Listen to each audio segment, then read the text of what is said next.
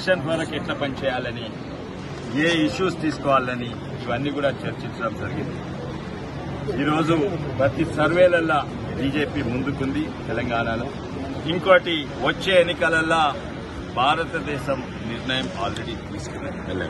ఏంటంటే ఇది parliament elections, వచ్చే ప్రధానమంత్రి కూడా మోడీ.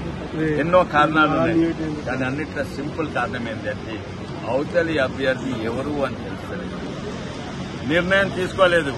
ఆ ఐఎన్డీఏ కూటమి కూలిపోతుంది, అలా ఎవరు అభ్యర్థి తెలియదు. ఇక్కడ మన తెలంగాణ కాంగ్రెస్, కర్ణాటక కాంగ్రెస్ అంటున్నది అది మా రాహుల్ గాంధీ అంటున్నారు. రాహుల్ గాంధీ ఒక దేశ ప్రతినిధి ఉండాలి, ప్రజాప్రతినిధి ఉండాలి, ఒక దేశాన్ని రిప్రజెంట్ చేయాలి.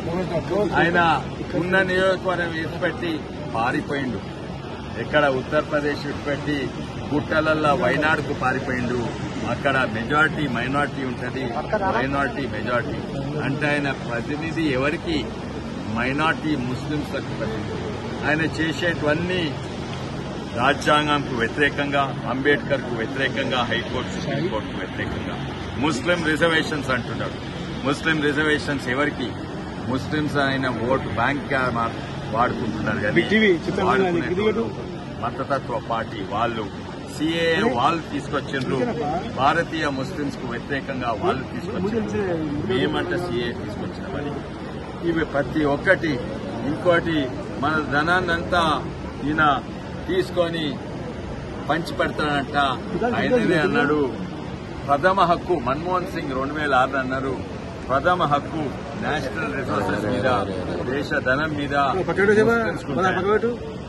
ఇది ముస్లింస్ అపీస్మెంట్, ఇది ముస్లింస్ అని వాడుకునేది.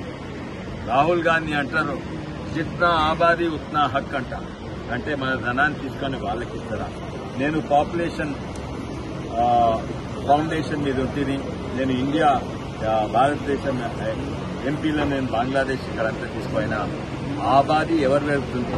బంగ్లాదేశ్ లా ఇస్లామిక్ అన్నిట్ల బెస్ట్ పాపులేషన్ కంట్రోల్ బంగ్లాదేశ్ నుండి, అన్నిట్ల బెస్ట్ పాపులేషన్ కంట్రోల్ సౌదీ అరేబియాలా, దుబాయ్లా, మరి పాపులేషన్ కంట్రోల్ మరి పాకిస్తాన్ ఉంది. కానీ ఇక్కడ ఆబాదీ పెంచుకోలేదు.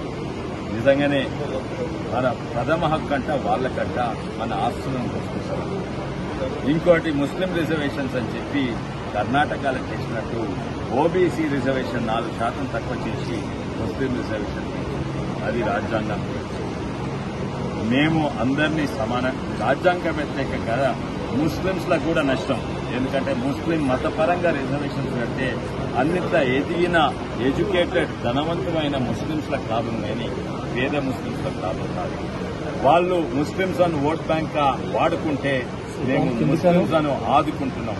ఈ రోజు చూడండి, ఏ పథకం మోడీ చేసినా కూడా అది అందరికీ సమానము. కొన్నిట్ల ముస్లిం సోదరులు ఎక్కువ వాడుకుంటున్నారు. ప్రధానమంత్రి ఆవాస్ యోజన వాడుకుంటారు, శాతంలో పర్సంటేజ్ చూస్తే హిందువుల కంటే ఎక్కువ. ముద్రా లోన్స్ ప్రధానమంత్రి మోడీ 36% ముస్లింస్ వాడుకుంటున్నారు, అది హిందువుల కంటే ఎక్కువ. మేము కాదయ్యా, మీరు మతతత్వ పార్టీ అవుతుంది, మీరు పోలరైజేషన్ భారతదేశం పొందబెట్టింది. మీరు కాంగ్రెస్ నేషనల్ పార్టీ పోయి ఇస్లామిక్ నేషనల్ పార్టీ అవుతున్నారు మీరు. అది దేశానికి మంచిది కాదు, ముస్లింస్ కూడా మంచిది కాదు. ముస్లింస్ ఆదుకునేది